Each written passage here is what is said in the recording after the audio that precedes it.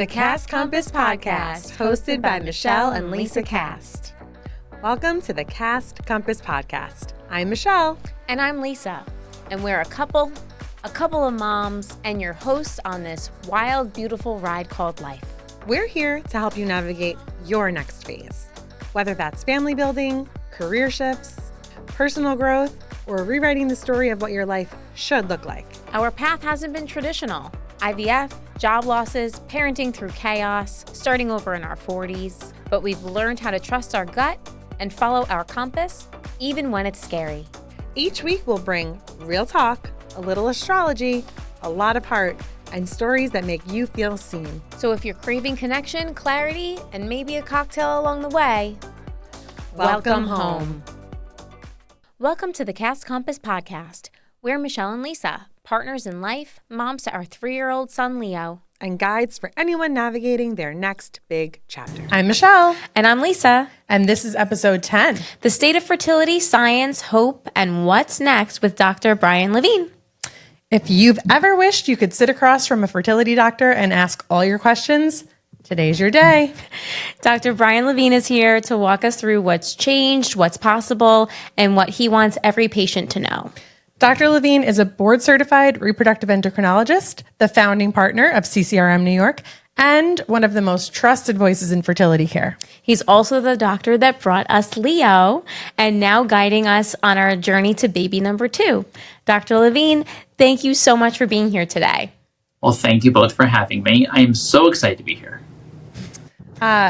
In case people don't already know, because they should. I know. Like, we're fully obsessed with Dr. Levine. Like, before we had Leo, he was our guy. It's almost as if I keep having failed IVF cycles just so we can still see Dr. Levine. I know. Yeah. I wish that was the case. I'm kind of actually jealous. You've spent more time with him than I have. Oh, I have spent so much time with him. But you're forgetting part of the story, which was that there was another patient who was in the waiting room with you that you befriended, who was a single mother by choice.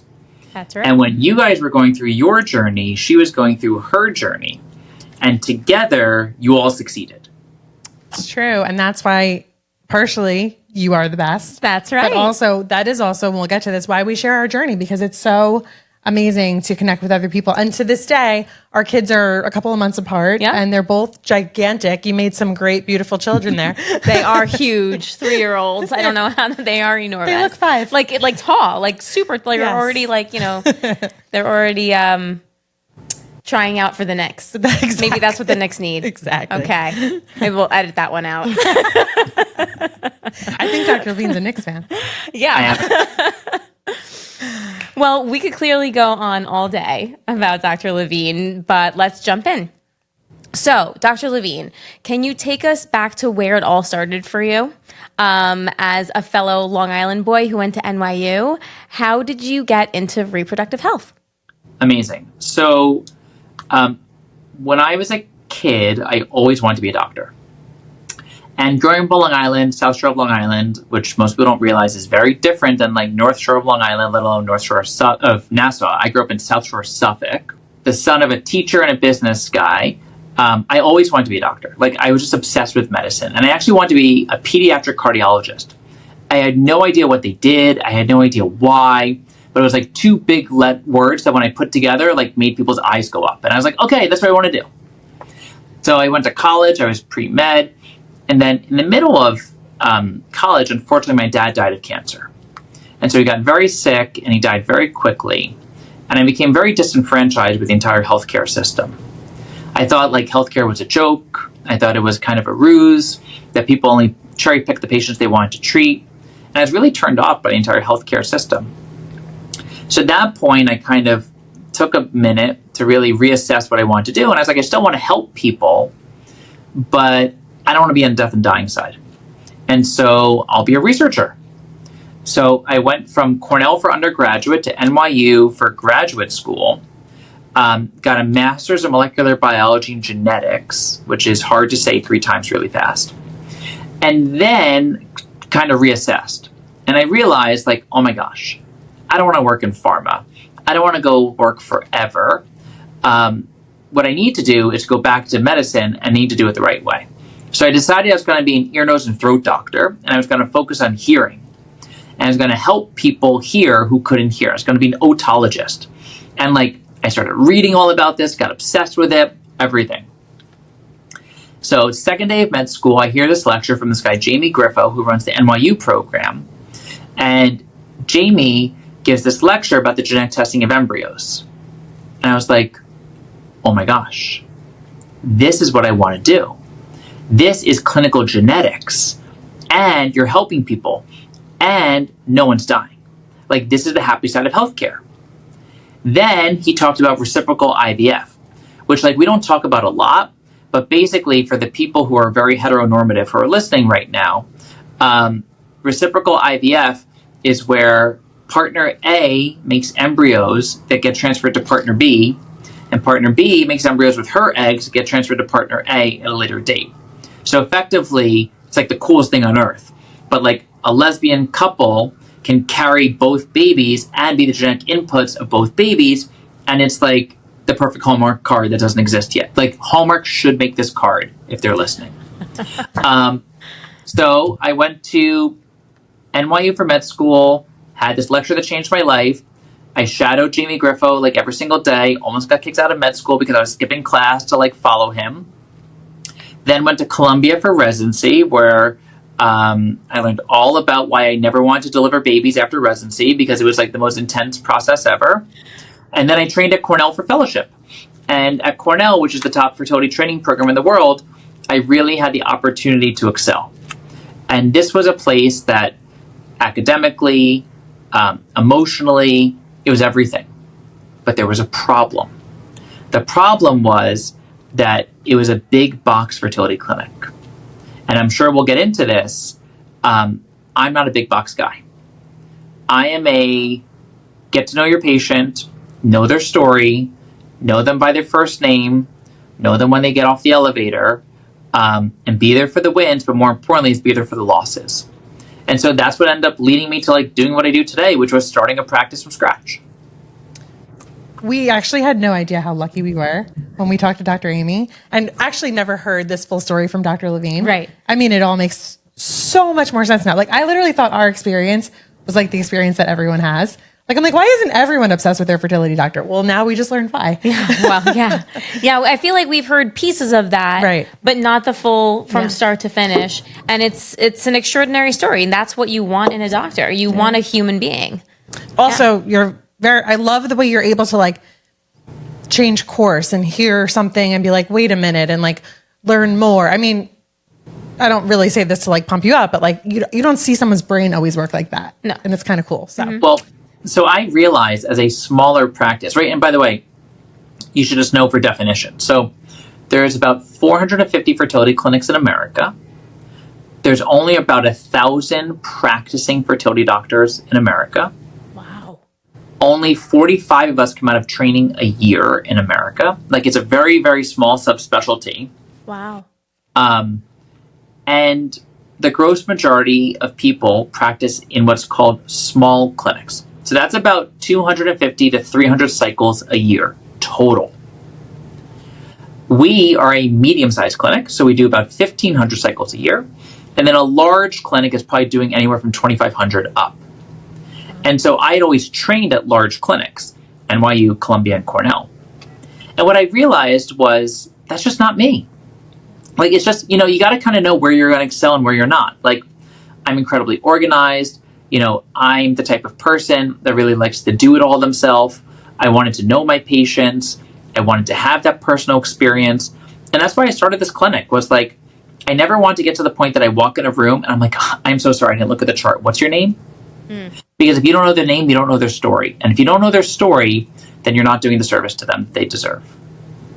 That's incredible. Yeah. I mean, again, we've never known any other way. So I know. And for people who are listening today, if you're finding that it's like not clicking for you with your doctor, not to say run to CCRM and run to Dr. Levine, but, try to find that fit, because it makes all the difference. And also hearing the small, like the limited number of doctors that actually do this work. That's wild. It truly is like a miracle and a blessing that we have Leo. 100%. It's insane. Well, yeah, because what's amazing is, if you think about it, part of the reason you have Leo is because you live here. Right. And what a lot of people don't recognize is that in this country, we have a real problem with access to care. And so, you can love Trump, hate Trump, try to ignore Trump as much as you want. But he did something pretty amazing in February. And he put out an executive order recognizing that we have a problem in this country, which is many people suffer from infertility, right? 1 in 6 worldwide will suffer from this disease. And he agrees that it's a disease, which is, by the way, amazing, because many people in his camp don't acknowledge that infertility is a disease. They think it's a symptom. But if you look at the distribution of fertility clinics in America, they're very coastal. The East Coast, the West Coast, and then a couple smattering in the middle, really Texas and Illinois. Access to care is a problem. And if you two were living in like Des Moines, Iowa, like, yes, University of Iowa is an amazing program, but they're doing 300 cycles, 400 cycles a year. Like, they're not doing thousands of cycles. And it might be a function of the environment of the population that's there. But I'd say even more, the fact that in New York, you have this hyper-competitive fertility market, right? It's the most competitive market in the world. There's more fertility clinics and more doctors per square mile than anywhere else on earth, that people go to treatment much faster in New York than they go anywhere else. You can go from hello to IVF in a month in New York. If you live in a place like Massachusetts that has a state mandate, you could find yourself doing a long diagnostic pathway and doing a lot of workup and then doing treatment 3 to 6 months later. So just the game is different. Everything's different in New York. Well, New York moves faster in general. So if anyone told me I had to wait 3 to 6 months, I'd probably be like, excuse me? See ya. Like, it's just how we're conditioned.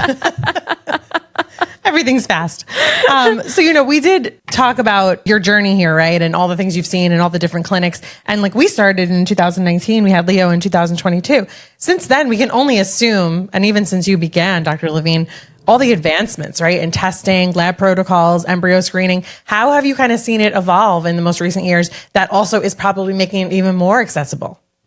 So the greatest innovation in fertility care, and by the way, I love this question that you didn't ask me, which is like, what's the number one thing that I think is the biggest innovation?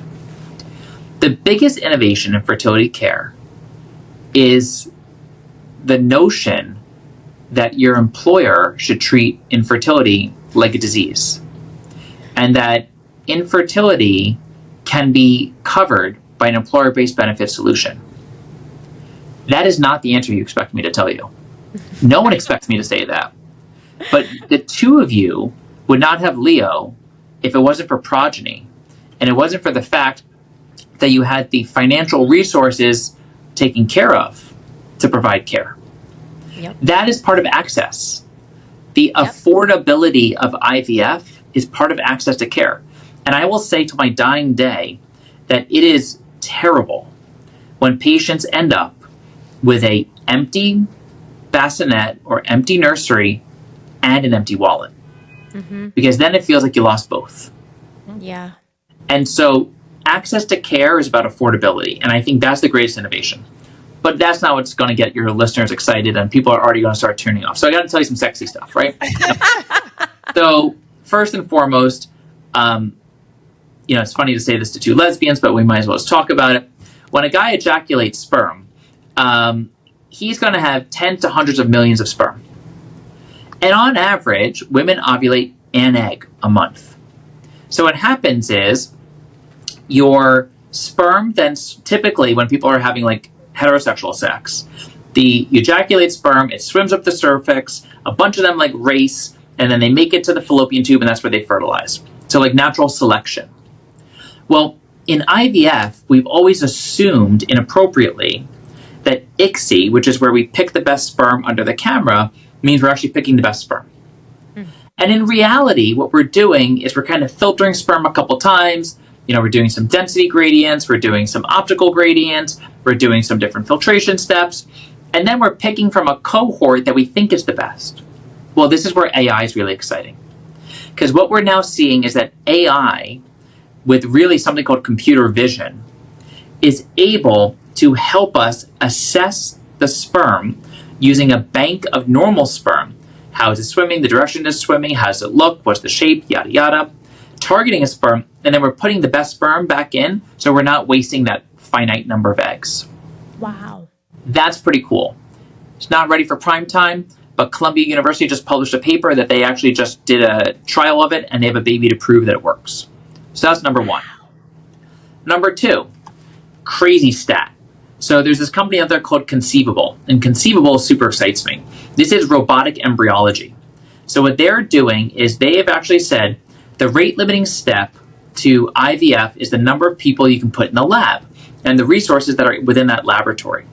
So if we can actually make the laboratory work autonomously, that means laboratories will be less expensive to run, they'll be more predictable, and the outcome should be better, right? Like automation, right? Like Henry Ford, like how did that all work? Like building things on an assembly line.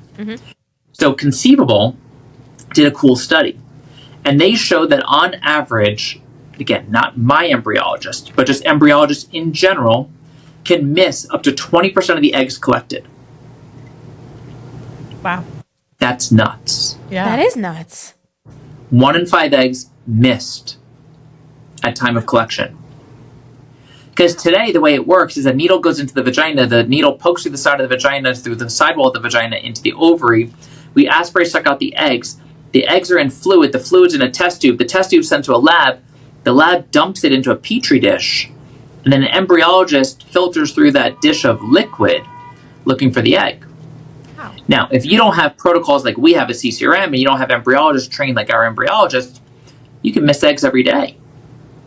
And so Conceivable saw in their head-to-head study that embryologists are missing up to 20%. Now, using AI and computer vision, you can make sure you filter through that fluid really quickly and pick out and identify eggs. So that's exciting to me.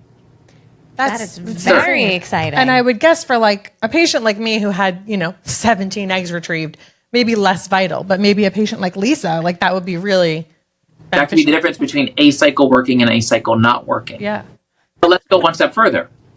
So what most people don't realize is that in an IVF clinic, everything is done on a schedule. And the embryologist needs structure to their day. So fertilization checks always occur around 8 o'clock in the morning, and then they do their embryology checks in the later morning, and then biopsies happen typically in the later afternoon, like early afternoon. Well, it ends up that if you have a busy day of retrievals, you could end up pushing off or pushing up your assessments and your biopsies. But embryos develop as Mother Nature meant them to develop. Right. Right? Humans are not monkeys. We're not lab rats, right? There's diversity for each person. Yeah. And some people have embryos that make day 7. Some people make day 5s. They all make cute kids in the end. But, everyone's embryo is a little bit different. So what's fascinating to me is that now with the integration of AI and computer embryology, you can now assess embryos when they're mature. You can assess embryos when they hit the right stage, and then, and only then, biopsy and freeze. So now you extend that window. So instead of, for example, your embryo being on day 6 hatched out, you probably could have caught it before it hatched on day 5. That's pretty cool. That is really awesome. Yeah. So that's fantastic. Because Lisa had a 6AA that was a lot more fragile than, Leo, which was my 5AA. Yeah. Yeah. That's crazy. I was going to say too, when it comes to Leo, they did pick the best sperm. They did. But your embryologists are the best. That's what we know. That's for true. sure. But that is so wild. I mean, and honestly, we had Leo in 2022. We've gone through a bunch of cycles since. It's not a long time. No. Like, it's only 3 years, and that is like an astounding amount of innovation and progress in that short amount of time. Well, obviously, it's not a short amount of time. I'm sure it's been going on for a while now. But like going from when we had Leo and the technology then to now, I mean, just 3 years later, that's amazing. That is so cool to hear. So when people ask me, like, where's AI going in IVF? There you go, in the lab. Now, AI is also going to allow us to dose patients appropriately so that we can figure out the dosing for the patient and put them onto a model. And then the idea that's pretty crazy but cool is limit the monitoring. If you know how the patient's going to perform and you have predictive models, you can limit the amount of blood work and the amount of ultrasounds that you have to do for the patient, which, look, it's really nice to see you guys, but I'm sure you don't want to see me bottomless all the time, right? Like, it'd be nice for you, like, not to have to come into the city every other day. Yeah, and so, like, it could limit the schlep. Right. And so, like, that's pretty cool. And then there's the last technology that I think is the best, which is we're finally seeing in this country innovation in the therapeutics. So we're finally seeing medications that have already been released in Europe and in Canada crossing the border and finally, about to come to market. And some of those medications include things that are like a 7-day medication. So taking one shot on a Sunday, and that gives you your Follis and Morgano F for the whole week. That's right. I think you told me about this in one of my last visits with you. Yeah. Or even like, now we're seeing people where they're saying like, maybe use a progesterone secreting ring. So kind of like the Nuva ring, which is a very common contraceptive device that some people use, instead of having to give yourself these disgusting vaginal suppositories that like your underwear looks like you're literally having like, a snot fest. Now, like, especially in the summer months, this is what people complain about, right? They complain about the discharge and the grossness, and these things are dripping out, and it's like, it's vile. Yeah. But people are like, I'll do anything to have my kid. Well, now, what we're seeing is that there's innovation that's occurring in the therapeutic range where people are now able to develop a ring that secretes progesterone that has no gross discharge associated with it. So now you can get progesterone locally, like down there, down up there, I guess. But you can get progesterone locally without having to take these suppositories. So that's pretty cool. That's amazing. Wow.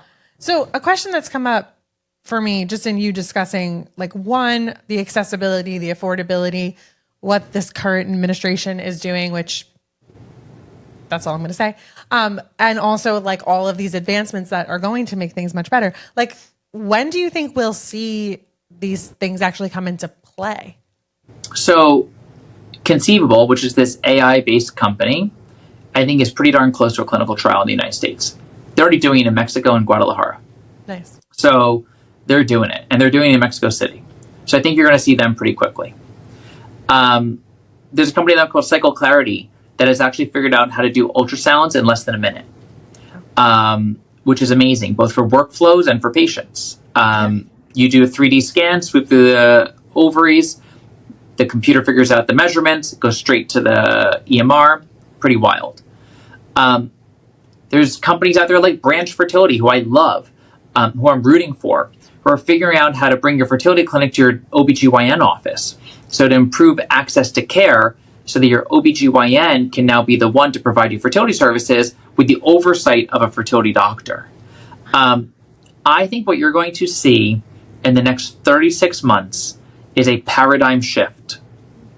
And the paradigm shift will be because of the support of this executive branch. Like, you have to almost move politics aside and realize what is happening here, which is part of the political movement does include core family values. Right.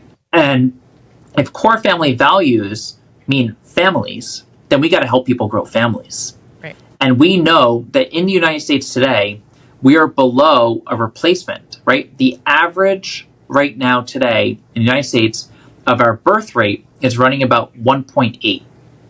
And if you're below 2.1 as a society, you're never going to reproduce. You're actually going to shrink as a country. More people are dying than are being born, is what I'm saying in plain English. Interesting. So the government knows that. And so that's why they're really outwardly supporting IVF, because they realize that IVF is the tool to help people start, grow, and complete their families. But they also recognize the big problem. The problem that the three of us talk about all the time. It's too damn expensive. Right. Yeah. It costs too much money. We need to make it cheaper. How do we make it cheaper? You make it cheaper by either cheaper drugs or cheaper embryology. And that's where robotics comes in. Wow. Well, it's not going to help us within the next few months, but I am happy for the future generations. And hopefully they just don't try to take that access away from LGBTQ families. That is my only worry. That is my only worry. And that's another topic for another day. But we'll wait with bated breath. Yes. And for now, we'll celebrate what we can celebrate. Yeah. But I think that for, Leo and his future husband, the technology that will be afforded to them will be pretty wild. Oh, yeah. Big time. husband, wife, whatever he time. chooses. Especially Whatever he with chooses. Especially with a surrogacy company called Nodal. Right. No doubt. Nodal. No, Nodal. You're right. It's just Nodal. Nodal. It's Nodal. All See, right. I Just knew it Nodal. was Nodal. I'm from Long Island. Not that so- fancy. What is this going to mean too? I mean, obviously, I think I know the answer, but a little bit. We talked to Dr. Amy about this, right? Age, egg quality, timing, AMH, right? Like we were shocked at our AMH numbers, but that's not the norm for everyone. So obviously, this is going to make things a little bit better all around. So the problem in this country is that your OBGYN should be assessing your fertility on an annual basis. Agreed. But instead, OBGYNs in America are trained for what I call the 3 Ps. The pill, the PAP, and the pat on the back to get out the door, because they don't actually talk to you. Because the insurance reimbursements are so low that they have to see lots of patients to make ends meet. And so what I think has to happen is a paradigm shift where programmatically we teach OBGYNs more than a couple weeks of REI. Right, when I was in residency, I had just a couple weeks of exposure, and really educate OBGYNs about assessing people's fertility early so that when they can start tracking data. And I think that everyone now has their data on their phone. And so if you see that when you're 27, your AMH is 2.5, and when you're 28, it's 1.99, that's your time to go see your fertility doctor because you have now had a significant reduction in your fertility. Right. Yeah, I think that's a fantastic idea. I mean, we talk about it all the time. And maybe in your 20s, you get an evaluation of your whole reproductive system. Yeah. And I think we've talked about this with you too, Dr. Levine. Like it's too absent in the OBGYN world. And if we could start things sooner, then it could help people either handle fertility or infertility, you know, and start, like you said, start at the right time. It doesn't mean you have to rush to it, but just be more aware. Like awareness is key. Absolutely. I would like to kind of just touch on too, we've talked about accessibility, cost, all these advancements, right? Like LGBTQ families, right? Single parent by choice, all of this, right? We can't ignore whether the advancements are now or later, the emotional load of IVF. Do you have any kind of tips for patients to kind of advocate for their emotional well-being on what is truly a roller coaster ride? Yeah. One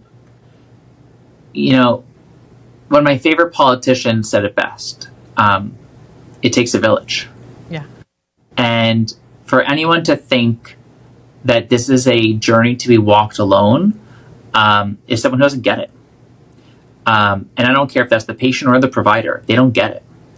This requires support. You can't go through multiple exams, multiple injections, multiple uncomfortable moments unless you have support.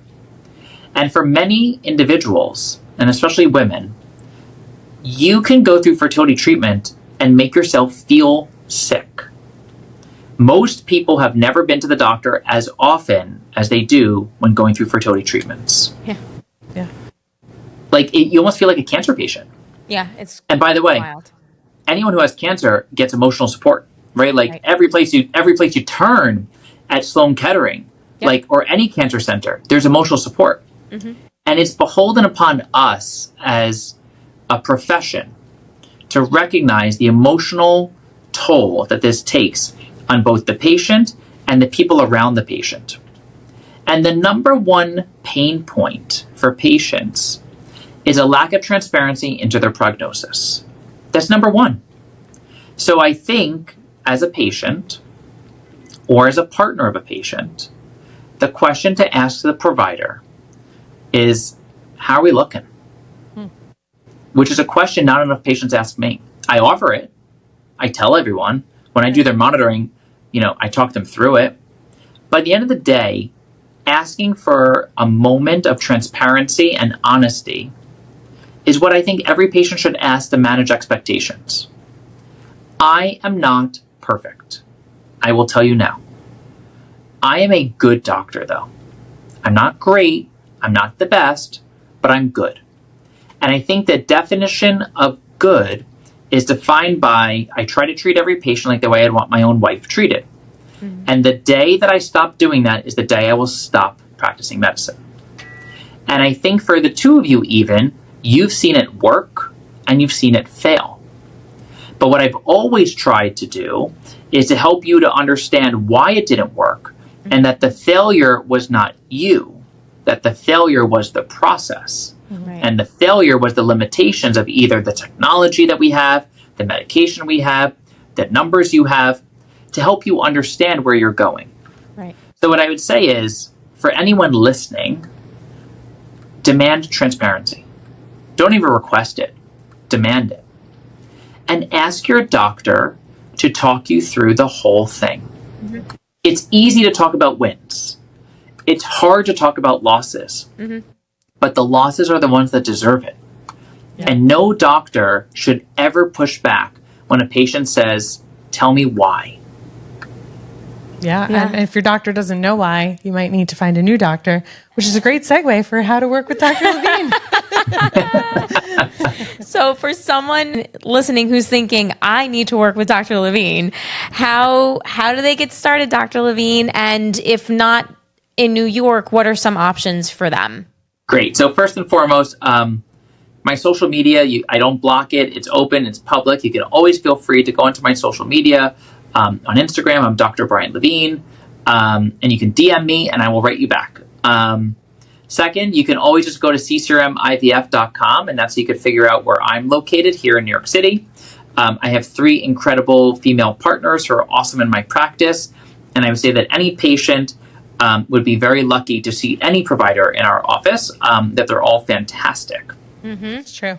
CCRM has 19 locations across America today. So pretty much wherever you live is where we work. And so we can always help you connect with one of your local clinics. But just remember, with telemedicine, we can also connect where you live. And so sometimes you don't need to leave home. You can just call for an appointment and we're happy to do a telemedicine appointment with you. But last but not least, I would say you don't have to work with me. You just need to work with a board-certified reproductive endocrinologist. And getting board certified is a pretty big deal in America. It's pretty hard and it's pretty arduous to get there. But if you can find yourself a board certified reproductive endocrinology and infertility specialist like me or Dr. Amy or anyone else, I'd say that you should know that at a baseline, you're in good hands. Amazing. That's great to know. Thank you so much. We didn't get to our rapid fire questions, but for anyone wondering, we already secretly know Dr. Levine's zodiac sign just because we've known him for so long. And if you didn't already guess, he is a brilliant, hilarious, adventurous Sagittarius. That's right. Go Sag. Go Sag. If you're thinking about IVF, share this episode with your partner, your mom, your best friend, whoever you need in your corner. We'll drop links to Dr. Levine's resources and CCRM in the show notes. Dr. Levine, thank you again so much for being here. We're so grateful for your time, for you sharing your wisdom and giving us and everyone listening so much clarity and hope. And thank you to each of you tuning in. We're so grateful to have you in this space with us. Thanks, Dr. Levine. Dr. Levine, thank you so much. It was so good to see you. Both. Thank you. Thank you. Bye, guys. Bye. Take care. The Cast Compass Podcast. New episodes every week. Follow, rate, and share with someone who needs a little direction.